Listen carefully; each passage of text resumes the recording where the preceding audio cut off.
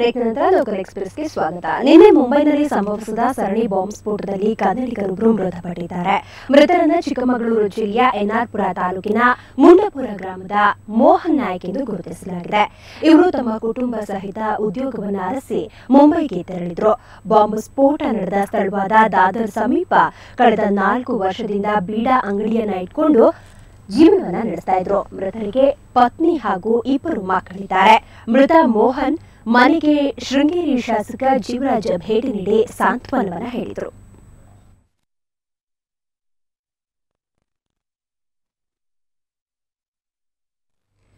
ಮೈಸೂರು ವಿವಿಯಲ್ಲಿ ತಲ್ಲಣ ಉಂಟು ಮಾಡಿದ ವಿದ್ಯಾರ್ಥಿನಿ ಮೇಲಿನ ಲೈಂಗಿಕ ಕಿರುಕುಳದ ಪ್ರಕರಣದಲ್ಲಿ ಪ್ರೊಫೆಸರ್ ಶಿವಬಸವಯ್ಯ ತಪ್ಪಿತಸ್ಥ ಎಂಬುದು ಪ್ರೂವ್ ಆಗಿದೆ.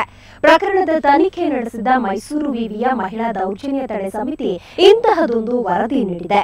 ಪ್ರಕರಣದ ತನಿಖೆ ನಡೆಸಿದ ಮೈಸೂರು ವಿವಿಯ ಮಹಿಳಾ ದೌರ್ಜನ್ಯ ತಡೆ ಸಮಿತಿ ಶಿವಬಸವಯ್ಯ ತಪ್ಪಿತಸ್ಥ ಅಂತ ವರದಿ ನೀಡಿದೆ.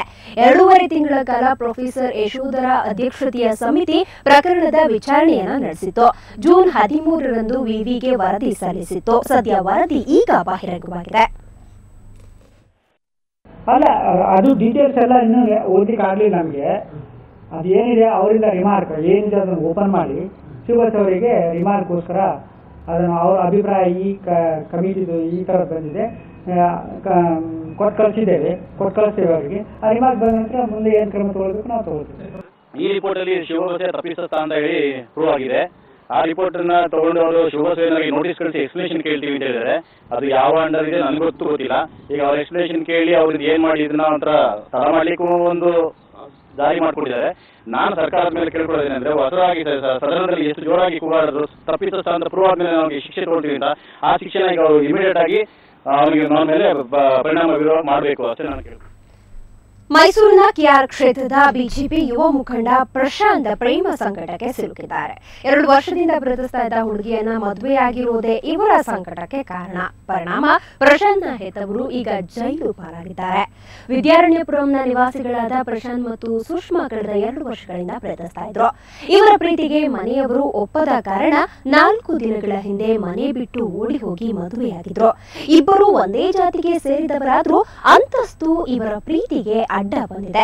ಸುಷ್ಮಾ ಶ್ರೀಮಂತರ ಮನೆಯ ಹುಡುಗಿ, ಅಲ್ಲದೆ ರಾಜಕಾರಣಿಗಳ ಸಂಬಂಧಿ. ಹೀಗಾಗಿ ಇವರ ಮದುವೆಗೆ ಪೋಷಕರು ಒಪ್ಪಿಲ್ಲ.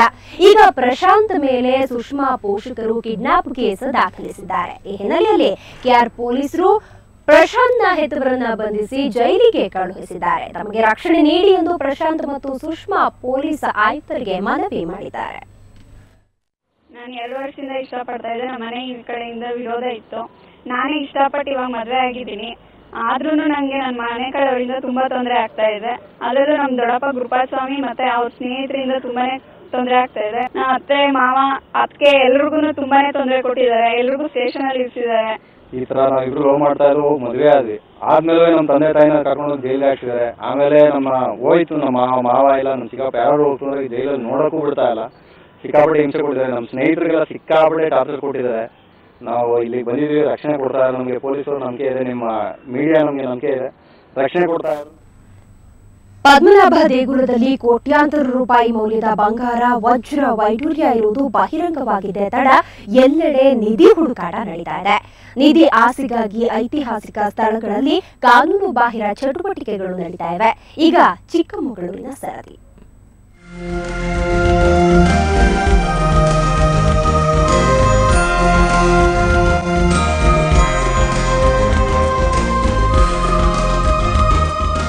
ದುರ್ಗಮ ಹಾದಿ, ಕುರುಚಲು ಗಿಡಗಳ ಪೊದೆ, ಕಲ್ಲು ಮುಳ್ಳುಗಳ ರಾಶಿ, ಸುತ್ತಲೂ ಗಗನ ಚುಂಬಿಸೋ ಬೆಟ್ಟಗಳು, ಹಚ್ಚ ಹಸಿರಿನ ವಿಹಂಗಮ ನೋಟ.